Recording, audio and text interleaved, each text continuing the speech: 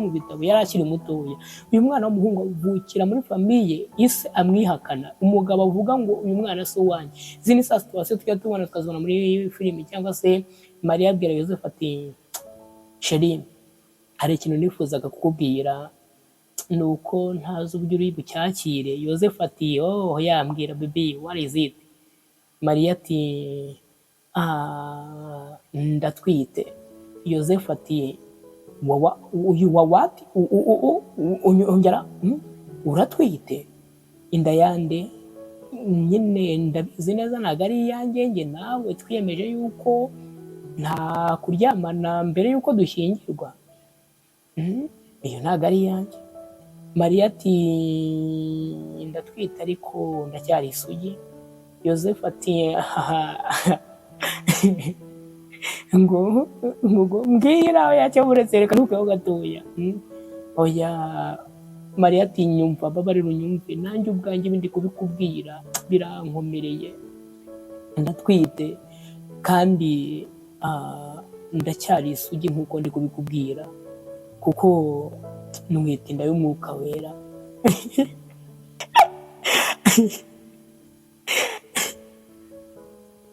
Use ngire guseka njyenyine cyangwa namwe muri kumva iyi nkuru murimo muraseka? Yozefu araseka ati no, wongera ugaruke, subiramo, ntabwo mbyumvishe, genda gake kuko urimo urancanga. Ngo uratwite, watewe inda nande? Mariya ati ni iy'umwuka wera. Yozefu ati mwuka wera ari hehe? Aba hehe uwo muntu wanereye umugore inda? Bayibiri iravuga ngo kandi ubutware buzaba ku bitugu bye. Ubutware ni ubuyobozi, kandi mwibuke ubuyobozi nibwo bwashatse kumwica. Iravuga Yesu akivuga akiruhi. Nongeye kubasuhuza cyane, mbashimira mwebwe twongeye kugarukana kuri iyi channel Daily Advice by Claude TV. Aka kanya rero muri aya masaha tujye kuganira ku ijambo ese umugisha Imana idusezeranya. Ijambo Imana itubwira, benshi mu bantu tujye dusenganya ngo ufite nzayimana, ufite ikintu gikomeye cyane, ariko se iyi Imana ikubwiye ngo nzagukorera gutya, nzakugirira gutya, ujya utekereza ku bintu ushobora kuzanyuramo? Ose ujya utekereza ku bintu, ku nzira ushobora kuzanyuramo kugira ngo uwo mugisha uwugereho? Uyu munsi rero tugiye gufata inkuru yo muri Bibiliya, uburyo Yesu yavutse. Tugiye kureba ese ubundi umugisha iyi si yagize Yesu avuka, ariko se Yesu ubwo yaje ari umugisha, we ni ibihe bintu yabanje kunyuramo? Ibintu yabanje kunyuramo icyo gihe ajya kuvuka, cyangwa se mbere y'uko avuka ibyabaye byagenze gute? Ibyo nibyo tugiye kuvugaho rero uyu munsi. Ndagira ngo rero mbashimire mwebwe mwese mukomeje kuba aha ngaha. Reka mbasengere ubundi turangiza gusenga dukomeze n'inkuru yacu. Ubundi mwese Imana igire gute ibaha umugisha. Ndagushimye Uwiteka, ngushimiye kuko abantu, ngushimiye kubwira ijambo, ngushimiye kubw'uyu mwanya, kubw'iki kiganiro tugiye gukora, kubw'ubu butumwa bwiza tugiye kuvuga. Ndakwinginze cyane kugira ngo tuyoborwe nawe, tuyoborwe na mwuka wawe wera. Reka byose buri wese ugiye kumva umugisha, natwe twese tugiye kuba tuyoboye iki kiganiro, utanga umugisha uvuye mu ijuru. Ndakwinginze cyane kugira ngo byose uze ari wowe ubiyobora, mu izina rya Yesu, amen. Yego, nibyo nababwiraga rero. Ubu ngubu mwese umuntu abarebye, umuntu abitegereje akabareba ukuntu mumeze, iyi channel ihuriyeho abantu benshi dufite ibibazo byinshi bigiye bitandukanye, ariko kubw'Imana yaduhuje, kubw'umwuka wera, kubw'amaraso ya Yesu yaraduhuje. Rero mwebwe mwese mbararanganyijemo amaso, ndi kubona abantu batandukanye bafite imitima yuzuye intimba zituruka ku bibazo bitandukanye mu buzima. Bamwe bafite ibibazo by'ababyeyi, abandi n'ikigeragezo cy'urushako, abandi ni bose ushaka ko muryamana, abandi ni ibiyobyabwenge byabagize imbata. Wenda wowe ni ukwikinisha byakunaniye kureka, wenda wowe ni umugabo ukuzengereje ukubereye umutwaro, abandi namwe ni uburwayi. Hari abapfushije abo bakundaga muri uyu mwaka, kuko uyu mwaka murabona ugiye kurangira, hari abakiri kurwana no kubona visa nyuma kugerageza inshuro zirenga 5-6 byanga. Mbabarira unyumve, twese dufite imitima yuzuye intimba mu buryo bumwe cyangwa ubundi. Ese ibi ngibi murumva atari byiza? Kuba Imana yaraduhurije aha ngaha kuri iyi channel, buri wese afite ibinugo, cyangwa se buri wese ashaka umuti, ikinini cy'ibibazo afite. Biratangaje pe. Nta handi hantu ushobora gusanga abantu nk'aba ngaba mu ngeri zose, uretse wenda nko mu isoko. Tuvuye aha ngaha rero Yesu turi kwegereza mu bihe bya Noheli n'Ubunane, aho abantu bose baba banezerewe bameze neza, basokoresheje, abandi utumakiyaje bashyizeho bameze neza, ndetse abandi nabo ubwanwa babuconze, ndetse bahumura basa neza. Ariko nyuma y'ibyo byose, muri wowe imbere, iyaba byashobokaga gukuraho rido ikingirije imitima yacu, buri wese afite ikintu kimwe cyangwa bibiri kimubereye umutwaro aka kanya. Nta muntu n'umwe ufite ibintu byose byakemutse, kuko buri umwe wese afite ikintu kimuriza cyangwa se yagitekerejeho yumva kimubabaje. Muri iyi si ndabizi neza ushobora kuba udakunda Bibiliya, udakunda kuyisoma, ariko nagira ngo nkubwire, nyemerera aka kanya mwemere basi nkubwire ikintu kitatuma utitutumbera uyu mwanya wawe ufashe. Reka ngusomere iyi nkuru iri muri Bibiliya, ahari ushobora kuba umaze kuyumva inshuro nyinshi, ariko ndagira ngo nkubwire ngo ntabwo wayibonye mu buryo ki nayikubwiyemo. Nanjye mbabarirwa nyizere, nubwo waba udakunda Bibiliya, iyi nkuru iraza kukuryohera. Niba ufite ahantu mu ruhande rwawe hamwe hari ibintu bitagenda neza, ufite ahantu uri gusiragoringa, ugikora amakosa, ikintu kikubereye umutwaro, kigucanga, ukeneyemo ubufasha, ukeneyemo inama, ahantu nawe ureba ukabona nawe udashoboye, manika akaboko. Ukwanjye kuri hejuru cyane cyane pe. Niba ukugwe kutazamuye, nyuma yo kumva iki kiganiro uzi kwihana kubeshya, kuko buri wese muri iyi si, buri wese uri munsi y'ijuru afite ikintu kimuremereye umutima, kandi inkuru mbi ngufite uyu munsi ni uko ariko bizaguma kugeza Kristo agarutse. Ati Claude, tishimiye utumye niheba rwose. Oya, ntabwo ari ibyo ngibyo nshatse kuvuga, ntabwo mvuze ko ikibazo ufite kitazashira, ahubwo ni uko kuri iyi si hari ikintu kizaba kikugoye. Ejo uzaba ufite ikintu urwana nacyo, kuko ikibazo kimwe gikemuka ikindi nacyo kiri mu nzira. Byanze bikunze niko bimeze. Ukiri indwara, ikigeragezo cy'ubukene kiri mu nzira, amafaranga wamara kuyabona urukundo bikanga, wagira amahirwe ubonye wo muhuza, umuryango washatse mukakubera nabi, numva nta karitsiye, nta mudugudu, nta n'akarere ushobora kuba urimo muri iyi si, ahantu ushobora kubona muri iyi si ukahaba nta kibazo kikuhangayikishije. Hari ikintu unyuramo kikagucisha bugufi, ku buryo ujya ku mavi ugatakambira Imana ubutitsa ngo igufashe kukivamo nibura. Sindi kuvuga ko icyo kibazo ufite muri aka kanya kizahoraho, no. Icyo kibazo gishobora gukemuka, ariko hazaza ikindi gitandukanye nacyo. Icyo nkubwira cyo ni uko all the time, cyangwa se buri gihe hazahora hari ikibazo, hazahora hari ikintu uri kurwana nacyo, ugomba kunyuramo byanze bikunze. Ndabizi ko ibi ngibi ndi kuvuga bitari kuryohera bamwe na bamwe. Urashaka kumva wigenga, urashaka kumva nta bundi bufasha ukeneye buturutse ku muntu uwo ari we wese, cyane cyane buturutse ku Mana, kuko iyi Mana benshi muba bishatse kuvuga ko we nta control ufite kuri icyo kintu.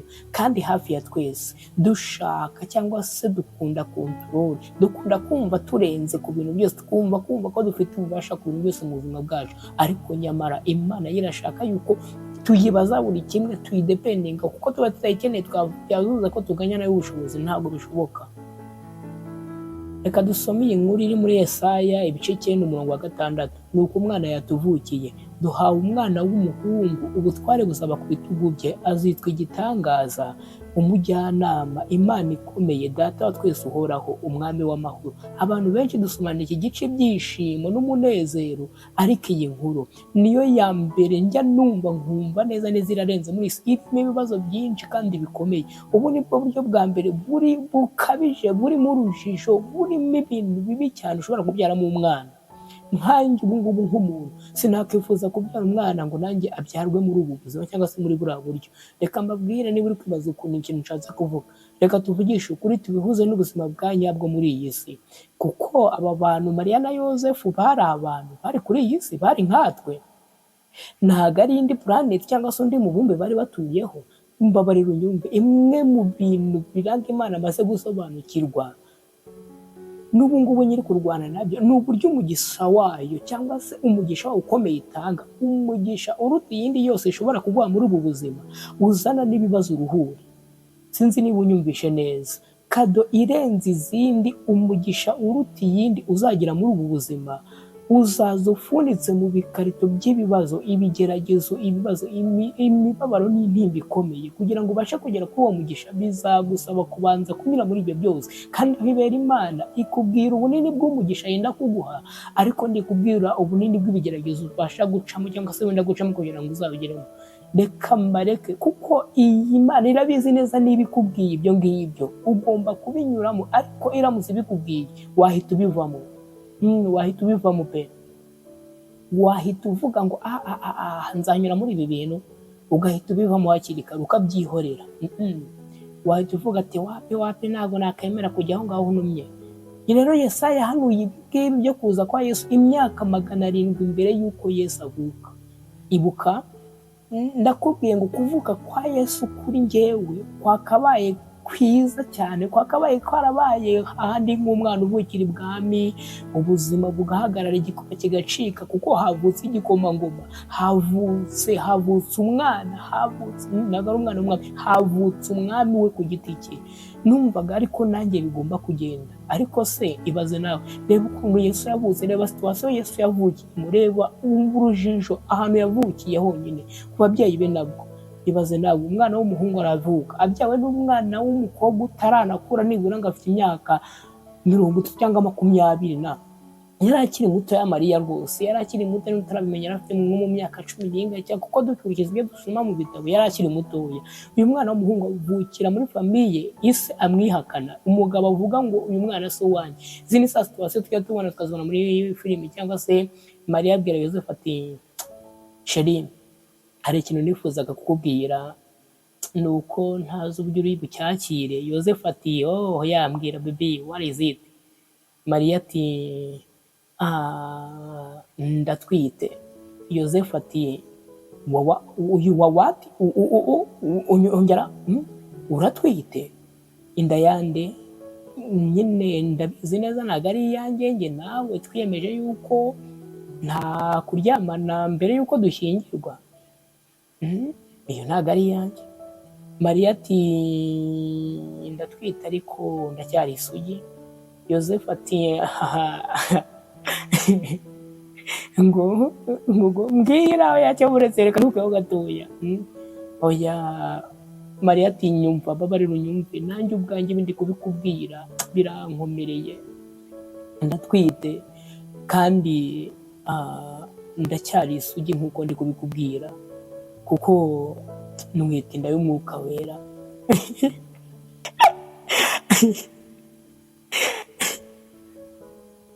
Use ngire guseka njyenyine, cyangwa namwe muri kumva iyi nkuru murimo muraseka? Yosefu araseka ati no, wongera ugaruke, subiramo, ntabwo mbyumvishe, genda gake kuko urimo urancanga. Ngo aratwite, watewe inda nande? Mariya ati ni y'umwuka wera. Yosefu ati mwuka wera ari hehe? Aba hehe uwo muntu wantereye umugore inda? Bible iravuga ngo kandi ubutware buzaba ku bitugu bye. Ubutware ni ubuyobozi, kandi mwibuke ubuyobozi nibwo bwashatse kumwica. Ndavuga Yesu akivuka, akiri uruhinja. Inkuru iracyakomeje, turacyavuga uburyo ki Yesu yavutsemo. Ubutware buzaba ku bitugu bye, twashije no kuvukira byibuze muri wasi moteri, nibura muri moteri ya nyuma ku isi, utarabashije kubona byibuze icyumba kimwe muri hoteli iri mbimbi ya nyuma ku isi, nibura ihendutse ku isi, kugeza ubwo avukiye mu kiraro. Nshuti yanjye, uyu munsi nze kugusubizamo intege, wowe uyu mwaka wa 2025 utari guhira na gato. Wari ufite byinshi wifuza kugerayo, ariko muri aya mezi 10 mu bintu 10 wari ufite kuri liste, nta na kimwe cyakunze, usibye kuba ugihumeka. Nta kindi washimira 2025. Abashakaga maybe gutangira gukora siporo, ugatangira kujya kuri taye, urabizi nyine, ukigira neza, ukabusa neza. Washaka ko ibibazo n'amakimbirane biri mu muryango wawe byakemuka, ibyo ufitanye n'abana bawe n'ababyeyi bawe, ibyo ufitanye n'umugabo wawe n'umugore wawe. Washakaga kubabarira, washakaga gutangira business, washakaga gutangira ishuri, wifuzaga school admission, wifuzaga visa, wifuzaga ubukwe, wifuzaga byinshi kuri liste yawe, ariko nta na kimwe cyakunze. Uyu munsi wowe wagize umwaka utaragenze neza, 2025 yabereye ndende. Nje kuguhumuriza, kubwira nti umugisha uruta iyindi yose muri ubu buzima uzaza ufunikishijwe ambaraje kaduha ibibazo n'ibigeragezo. Ndakwinginze komera kandi ukomeze. Mbisubiremo, umugisha uruta iyindi yose Imana itanga uzana n'ibibazo birenze ibindi byose bigeze kugira. Ntago mbizi wenda kuba hari mariage wenda imaze imyaka 15 ibaye neza, nzi nziza, bamaranye imyaka 15 cyangwa 50, ibintu byose byari amata n'ubuki, nta kigeragezo kibaremereye byabasabye kunyuramo. Urwo rugo ntarwo nzi.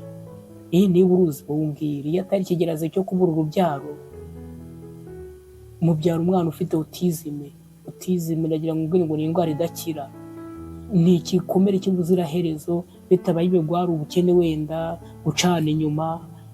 Ubundi urugo rwiza muri iyi si ucukumbuye neza uzasanga hari umusaraba uremereye byabasabye kwikorera. Nta bizinesi nzi ikomeye kuri uyu munsi itarahuye n'igihombo, habuze gato ngo wafunga imiryango neza burundu. Niba ugira ngo ndabeshya, baza Tesla yabuze gato ngo ihagarare gato, ibure byose. Aha ni mbere y'imyaka 2 ngo bimwe muri kampani za mbere zikora amamodoka ya danje ariyo electric, ari amamodoka. Ajya kuri Google nawe ukore research urebe kampani zikomeye ziri ku rutonde imbere hejuru cyane muri iyi si, urebe ingano y'amafaranga bahombye mbere yo kugafata. Nje kukubwira kubera yuko uri kumva ugiye kubivamo, ariko nagira ngo nkubwire ngo wibivamo. Umanitse amaboko, ucitse intege, usubiye inyuma, ariko nyamara wari uri hafi kugerayo. Wisubira inyuma ndakwinginze, wisubira inyuma, uri hafi kugerayo. Kandi reka nkubwire, birakomeye kujya hasi, nta bundi buryo byari kugenda uretse uko byagenze. Ngo ariko tuyishime, wabuze ibintu ndi kunyuramo, wabuze ikigeragezo ndi kunyuramo ukuntu kindemereye, ntabyo nzi, umbabarire, ariko uko niko byagombaga kugenda, nta bundi buryo byagombaga kugenda uretse uko byagenze. Ngo kode ngo urabona ngo Imana ifite inzira nyinshi, ngo ifite ubushobozi, ngo akaba yarahagaritse iramanuka antera umwana ubumuga bundi, yakaba yaratumye hari ikintu kimbuza n'ahari ahantu twahuriye uriya mugabo akantera inda, yakaba yarakoze iki cyangwa se kiriya. Umva ndakumva, ndanabyumva, ariko Imana ifite uburyo bwinshi, ariko nyine niyo yashimye kukoresha, ifite inzira nyinshi, iyo niyo yashimye kukunyuzamo. Iyo bitagenda gutyo ari bugire ngo n'ubwenge bwawe bwagukuyeyo, amafaranga yawe ndiko n'igisukanye n'abantu mu nzego za leta bakomeye. Iyo bitagenda gutyo, iyo bitageraho nta na kimwe wowe nk'umuntu wabasha kwikorera uretse kwiringira Imana gusa, wari bwisingize kandi icyubahiro ari kiyicaye kuri ya ntebe gusa. Ariko ongera urebe uburyo Yesu yavutsemo, buri ikintu cyose cyari umwanda n'urujijo. Ariko se banze wibaze nawe, Imana ikora cyane mu bihe bigoye, mu bihe by'umukara, bimwe bigoye wowe ureba ukabona ko bigoye. Imana ifite ubushobozi bwo kugarura inseko mu maso yawe, ku buryo wibagirwa n'ubugari bw'intimba wari ufite kiriya gihe, igihe wari kunyura muri bya bihe bikomeye. Nibwo buryo bwayo, niko ibibona kandi niko igomba kubikora, kandi ikabikemura neza muri ibyo bibazo. Niyo style yayo, niko ikora, niyo swaga yayo. Kubona situation imeze nabi, mwanda y'urusobe, yarangiza ikaba ari bwo ibikoreramo, igasimbuka ikaza ikayihagararamo, yarangiza igasobanura ibyari bisobanye. Ni Imana yasize ubwiza n'icyubahiro yari ifite mu ijuru, iramanuka iza mu isi ngo iguhe ubugingo bw'iteka ryose. Urumva urubyaro aricyo kintu yakwima? Urumva umugabo ari we udashobora kuguha? Urumva kugukiza iyo ndwara aricyo kintu kiyikomereye? Inama ngiye kukugira aka kanya rero, wowe fata Kristo, fata Yesu, umushyire imbere y'icyo kibazo ufite, uwo mwanda wicayemo, ubundi urebe uburyo uhindura umunezero utigeze ugera kuri ubu buzima. Iyi Mana ndi kubabwira ni Imana idatinya ibibazo, ni Imana. Niba ugira ngo ndabeshya, babasoma Matayo 4:15, Yesu yimuka i Nazareti atura i Kaperinawumu mu mudugudu uri ku nyanja, umugabane wa Zebuluni na Nafutali, ku murongo wa 15 mu gihugu cya Zebuluni na Nafutali, hafi y'inyanja, hakurya ya Yorodani n'i Galileya y'abapagani. Abantu bari bicaye mu mwijima babonye umucyo mwinshi, kandi abari bicaye mu gihugu cy'urupfu no mu gicucu cyarwo bamurikirwa n'umucyo. Ni Imana idatinya aho inimbiri, ni Imana idahunga umwijima, ni Imana idatinya hari ibibazo, ni Imana idatinya hari imitima ikomeretse, isanga ba nyirabyo ikabahindurira ubuzima. Ndakubwira, Yesu wambutse inyanja yose. Sinzi niba wari wagera ku nyanja na rimwe, wenda ukuntu wibingana ngo uyirebe, ariko niba utarahagera ujye ubona amafoto, wabonye amafilime. Inyanja ni ngari cyane, ariko Yesu yarayambutse yose, inyanja yose, agiye gukiza umwana w'umuhungu wari ufite abadayimoni. inshuti yanjye, nta musozi Imana itaterera, nta n'uwo itamanuka, nta gikuta itahirika, nta mwijima itamurika, nta kibaya itakambuka ishe kukurengera. Benshi muri mwebwe mwavukiye mu miryango yuzuye amabanga, uwo bita papa se papa wawe mu by'ukuri, abo bita abavandimwe muhuje umubyeyi umwe gusa, niyo mpamvu ubona batagufata nk'abandi bana. Nyoko buko wawe ni muhuza, wandurijwe sida n'umuntu hafi mu muryango wanyu, imitungo mwafitiwe n'ababyeyi itumye mucikamo ibice mwari abavandimwe. It's a mess situation. Ni ibibazo pe urimo aka kanya, ni umwanda, ni urujijo, ni urusobe, ni ibibazo, ni ibikomere. Kandi igitangaje kurenza ibindi ni uburyo ushaka gukomeza kubikora nk'uko uri kubyumva nta bufasha bw'Imana. Reka nkureke ukomeze bikora uko byumva, uzaduha ubuhamya. Nabanje gusubira inyuma ngo nkwibutse uburyo ki Yesu yavukiye ahantu hagoye, kugira ngo wumve ko uwo urimo nawe cyangwa se uwo mwanda wowe urimo udatewe ubwoba Yesu. Imana irabizi cyane, nta narerije ufite kuri icyo kibazo ufite, nta nubwo bifite icyo kibazo ufite. Uwo ushaka ube warabaswe n'ibiki, Imana ntabwo ibitinya. Ibyo byose irabizi, kandi icyo kintu cyiza kuko izi uburyo kibikemura ibyo bibazo: gukiza imitima ikomeretse, gukiza indwara, gukiza abantu agahinda n'intimba, kubakiza ubukene, gusubiza ibyifuzo byabo, kubakura mu bubata bwo kwikinisha n'ibindi by'ibiyobyabwenge. Icyo ngicyo nicyo kintu Imana yenga gukora kurenza ibindi byose, kuruhura imitima imerewe. Cyo yizanire situwasiyo iyo ari yo yose urimo aka kanya, maze urebe ikintu yikoraho. Umwuka wa mbere Yesu yahumetse kuri iyi si ni amahurunguru y'ihene n'amase n'amaganga. Yavukiye mu kiraro, niba waranabyibagiwe, umwanda awukuramo akazi. Ubu aka kanya wambaye kuteri uri kumva iki kiganiro, wicaye impande y'uwashakanye, wicaye uruhande rw'inshuti yawe, ariko umubano wanyu imeze nabi, urugo rwanyu rurimo ibibazo byinshi cyane. Yizanira Imana, ubwo rugo ruzanira Imana, maze urebe. Wagerageje kubikora mu buryo bwawe, wabitanzemo amafaranga atagira ingano, ariko n'ubundi na n'ubu biracyari umwanda. Ese nkubaze, wumva utananiwe? Nibyo wenda uyu mwaka wawe uwusoje nabi, ariko ndagira ngo nkubwire ngo uyu munsi nifuje gusoza uyu mwaka nkugira inama iruta izindi zose, ariyo yo guha Imana umwanya mu buzima bwawe, ugahagarara ku ruhande ugakora ibyo ugomba gukora, kurenza ubutwari cyangwa se kurenza undi muntu uwo ari we wese. Ndabizi uwo muntu uramukunda, ushaka ko ari we mwabana, ariko se Imana niwe ushaka ko mwabana. Witegereza, wibikora nta Mana ibirimo, nta mwanda waba ubirimo uruta uwo Yesu yavukiyemo. Umva ariko nanone iyi nkuru, Matayo 1:18, kuvuka Yesu kwagenze gutya. Nyina, ndavuga Mariya, yari yasabwe na Yosefu ariko yari ataramurongora, bari engaged. Nyuma habaza kubona afite intango y'umwuka wera. Ariko ibaze kubyuka utwite utazi uwaguteye inda, kandi ufite ubukwe mu cyumweru kimwe. n'urugero nyine sinzi, wenda giye bagomba gukora ubukwe, ariko ubwo n'urugero. Icyo nzi cyo nuko bendaga gushyingirwa.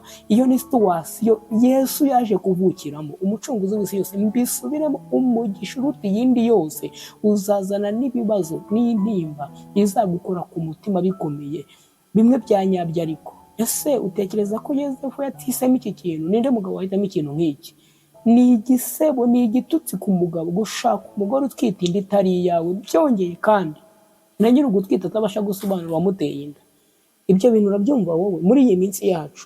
Uri isugi ariko uratwita. Babarira unyumva inda yaciye mu kanwa, wariye mu biryo cyangwa winyweye mu mazi.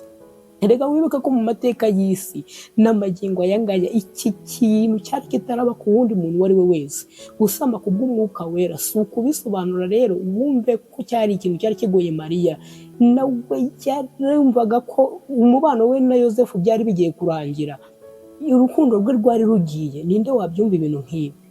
Njyewe iyo nza kuba Yosefu, usibye kuboroka Mariya kuri WhatsApp, kuri Facebook no ku zindi mbuga nkoranyambaga zose twakoreshaga, nimero ye ngayishyira blacklist, ubundi ngakwifuriza amahirwe masa wowe n'uwo mwuka wera wawe waguteye inda. Sinzi niba hari ikindi nyina ari gukora. Iyo nza kuba Yosefu njyewe, kandi buriya Yosefu ni ntabwo abyumvishe ku kanya turacyasoma. Umugabo we Yosefu kuko yari umukiranutse kandi adashaka kumukoza isoni, yigira inama yo kumubenga rwihishwa.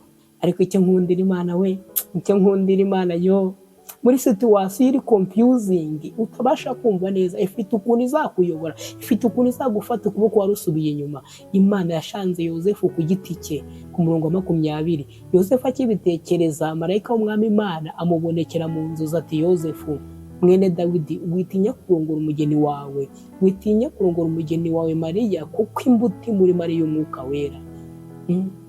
Uri ngibi kuri njyewe ntabwo byatumye situwasiyo yoroha. Njye numva ko uyu marayika ko yakaje amubwira ati itsarayi ni ikinyoma, Mariya ntabwo atwite. Kumubwira ngo aratwite byo n'ubundi ntabwo byoroheje agahinda. Oya, aratwite n'ubundi, atwite inda y'umwana utari uwawe n'ubundi. Byoroheje akaye gahinda, inyumbabarira mumbwire, usibye kukubwira ngo wow. Marayika w'Imana yaje kubishimangira. Numva nanjye bitarakoroheje akagahinda kuri Yozefu habe na gato. Umva rero icyo nkundira Yozefu kurushaho, izi de facto nibwo yakomeje n'ubundi kuhaguma nubwo byari bicanganye. Mukundira ko yabihagaze mu kigabo nubwo byari bigoye, ariko yarakomeje arahaguma. Yari byuzuye igisebo bikomeye, ariko yararetse umugambi w'Imana usohora ku buzima bwe. Ariko ibaza umukobwa wasabye, witeguraga gushaka, akubwiye ko atwite inda ngo y'umwuka wera, umwana nta n'uburenganzira ufite bwo kumwita izina, kandi ugomba kumwakira nk'uwawe. Ikibabaje kurenza ibindi, ku myaka 33 azapfa asubira aho yaturutse nyuma yo gucungura isi yose. Kandi marayika abonekera Mariya aje kumubwira iby'iyo nda. Aha ni muri Luka, yaramubwiye ngo ntuhagarike umutima, don't be afraid. Mbwira nawe uri kubyumva, ntuhagarike umutima. Ni gute muri ibyo bibazo utahagarika umutima ari wowe? Ntuhagarike umutima kuko ubonye umugisha, uhiriwe ku Mana. Nibyo nanjye nakubwiraga, sometimes umugisha w'Imana ni uku nguku uzana n'ibibazo uruhuri. Kandi ibi byose Mariya yaza kumenya, iyo Imana iza kubimubwira ko ari uko bizagenda, iyo iza kumubwira ko ari iyi nimba, ari urujijo, ari ibi bikomere, ari iki gisebo agomba kunyuramo, yari bubyemere. Mbisubiremo, Imana izakwereka ubunini bw'umugisha yenda kuguha, ariko ibigeragezo bizazana nawo ntabwo izabikubwira. Why? Kubera ko ibikubwiye ntabwo wayemerera. Icya kabiri, nubwo wowe biguteye ubwoba, ibyo bigeragezo byo ntabwo biyikanga. Ubuza akazi, famiye yawe niwe yari yishingikirijeho yose, inshuti zigucitseho gahoro gahoro, utandukanye n'umukunzi mwiteguraga kubana, bizinesi cyangwa nayo wari utangiye iranze, hanyuma byose bwitwa umugisha. Imana nuko ikora sweetheart. Uyu munsi ndi hano kugira ngo ngubere ko buri kimwe cyose wabuze muri uyu mwaka 2025 ntabwo cyari igihombo. Nibyo buri kimwe uri gutakaza ntabwo ari igihombo. Hari igihe uzabona ko kugenda kwabyo kwari umugisha, uti tuyishime kubera iki ngewe, kubera iki ngewe, nase uragira ngo abende wundi. Niba atari ni wowe abende wundi, mbwira undi, hitamo. Urahitamo murumuna wawe, musaza wawe, inshuti yawe, bibe kuri nde wundi, umuturanyi wawe. Erega na wundi mu muryango wa Yozefu ibintu nk'ibi byari byarabayeho mbere. Uzabaza Aburahamu na Sara niba hari undi wo mu muryango wabo wabyaye mu zabukuru. Uzacukumbura umbwire niba hari undi wo mu muryango wa Aburahamu wabyaye ku myaka 100, wabonye umwana ku myaka 100. Hanyuma nyuma yo kumubyara uwo mwana ategereje igihe kingana gutyo, Imana ikamusaba kumutamba, ikamusaba kumwica, akamutamba nk'igitambo. Uzambwire niba hari undi wo mu muryango wa Aburahamu icyo kintu cyabayeho, kandi uzambwire ko Aburahamu niba cyaramworoye kugikora. Ariko Korode, urabona Isaac ntabwo yapfuye, Imana yaje yapfuye.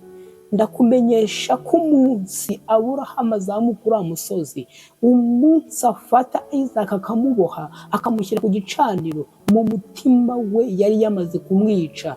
Byari byarangiye, yari yamaze kumwica. Niba n'agahinda yarabyumvishe. Uzabaze Dawidi niba hari undi wo mu muryango we wabanje kuba umushumba mbere yuko yicara ku ntebe y'ubwami. Uzabaze abo bahungu 3 bajugunye mu muriro b'Abaheburayo. Nta wundi, kandi nanjye iwacu nta wundi muntu wigeze ukora ibintu nk'ibi ngibi. Imana itoranya uko ishatse. Agahinda Mariya yagize ubwo Yozefu yendaga kumubenga, yakibagiye mu bukwe bw'Ikana ubwo yabwiraga baraha ati hey, icyo umuhungu ababwira cyose mu gikore. Buriya yahise avuga ati mama, erega mama, igihe cyanjye cyo gukora ntabwo kiragera. Ati boy please, ahindura amazi divayi. Mariya ati that's my boy, that's my baby right there. Ikintu kiguteye intimba ikomeye aka kanya gishobora kuba aricyo kizavamo ikintu kizaguha umunezero utigeze ugira muri ubu buzima. Nyizera bishobora kuba bishariye aka kanya, bidaduda, n'umwanda, n'umukara. Baby I know, ndabizi, ariko ongera urebe, ongera ugerageze.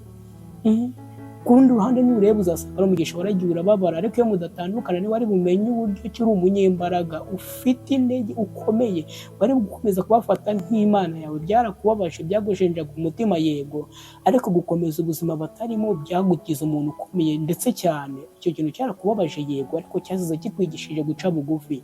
Niba nawe byarakubayeho, byasize bikwigishije kudacira abandi imanzi. Ongera urebe, nta kintu cyanzanye uyu munsi usibye kukubwira yuko mu rundi ruhande ari umugisha. Ongera urebe, ongera urebe, ongera urebe. Nizere yuko ikintu ngiye kugusaba, iyi nkuru mbakore cyangwa se ikiganiro mbakoreye, icyo ngusaba gusa, niba koko iki kiganiro kikubatse, please gisangiza abandi. Ndashaka kubona nibura iki kiganiro kigera ku bantu benshi kurushaho. Kandi reka nkubwire, sinkubwiye ukuntu byamvunye kugira ngo ngitegure, ariko nkubwije ukuri yuko wowe gusharinga link gusa, njye nawe dushobora kugira umugisha ungana. Njye natanze ibyo nari mfite, ariko kuyisharinga uyisangije abandi birahagije kugira ngo ugire umugisha ungana nk'uw'Imana izama kubw'iki kiganiro. Nyizera, ngaho rero bikore. Ndagukunda, ngombwa icyo utekereza muri comment section. Ciao ciao. Daily Advice by Claude TV.